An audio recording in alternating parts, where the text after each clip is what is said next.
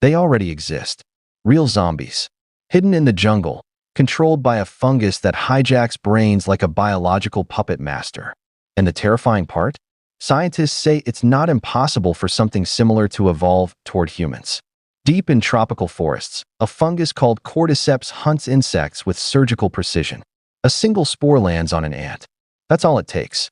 Within days, the fungus invades its body, rewires its nervous system, and steals control completely. The ant is still alive, still moving, but it's no longer making decisions. And this is where it gets weird. The fungus forces the insect to climb to the perfect height, bite down onto a leaf, and wait there, motionless, until death. Then the real horror begins. A stalk erupts from the corpse and sprays spores into the air, infecting everything nearby. But what if humans were next? Imagine stepping onto a crowded subway. Someone coughs. Tiny fungal spores float through the air unnoticed. Hours later, people start feeling sick. Fever, nausea, weakness. Nothing unusual at first. It feels like the flu. But that's not even the craziest part. The infection wouldn't just attack your body. It could target your brain chemistry. Your emotions change first. Dopamine levels crash. Depression creeps in. Fear disappears. Instincts become distorted. And slowly, your thoughts stop feeling like your own. What happens next changes everything. Unlike insects, humans are massive, more complex. The fungus would need time to spread through muscles, nerves, and eventually the brain itself. Weeks, maybe months. During that time, you'd still be conscious, still aware, but your body would begin betraying you piece by piece. And that's when things changed. At first, you'd fight it. You'd notice strange urges, sudden exhaustion, random blackouts, your arms twitching without permission. Doctors wouldn't understand what's happening because technically, your brain is still active. You're alive, but something else is learning how to use you. And this is where it gets terrifying. Cordyceps doesn't kill immediately. It controls. Every movement would slowly become part of the fungus's survival plan. You stop thinking about escape. You stop calling for help. Instead, you feel pulled toward dark, enclosed places. Basements, tunnels, abandoned rooms. Why? Because the fungus needs the perfect environment to grow. But here's the strange part. You may still be conscious while it happens. Imagine watching yourself walk somewhere you don't want to go, unable to stop. Your mind trapped inside a body following commands from a parasite spreading through your nervous system like roots through soil. And then comes the twist nobody expects. Scientists have discovered real fungi that can manipulate behavior, alter decision-making, and chemically influence living creatures. Not science fiction. Reality.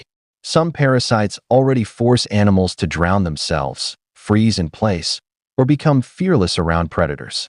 So the impossible suddenly doesn't feel so impossible anymore. And that's when the nightmare escalates. As the infection spreads deeper, fungal growths begin forming beneath the skin. Breathing becomes painful. Muscles stiffen. Speech breaks down. Eventually, control is gone completely. The fungus wins. But even then, your body still has one final purpose. Because cordyceps was never trying to keep you alive. It was trying to turn you into a weapon. And the next stage is the most horrifying of all. Weeks later, your body would no longer look human.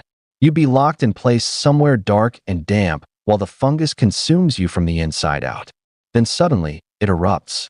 Spores burst through the mouth, eyes, and skin, flooding the air with microscopic particles searching for new hosts.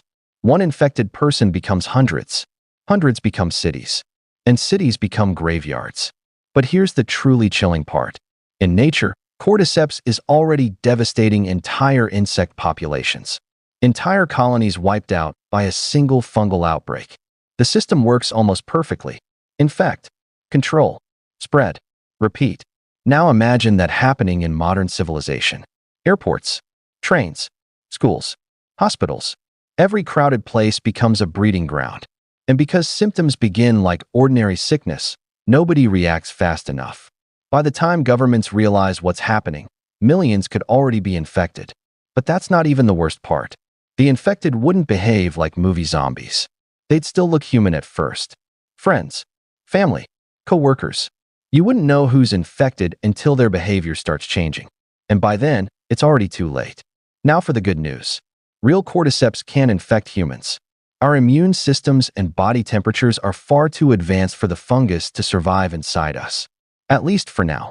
But fungi are evolving constantly, adapting, mutating, and scientists are becoming increasingly concerned about how rising global temperatures could force certain fungi to adapt to warmer environments, including the human body. So maybe the real question isn't whether zombies could exist. Maybe the real question is, what happens if nature eventually figures out how?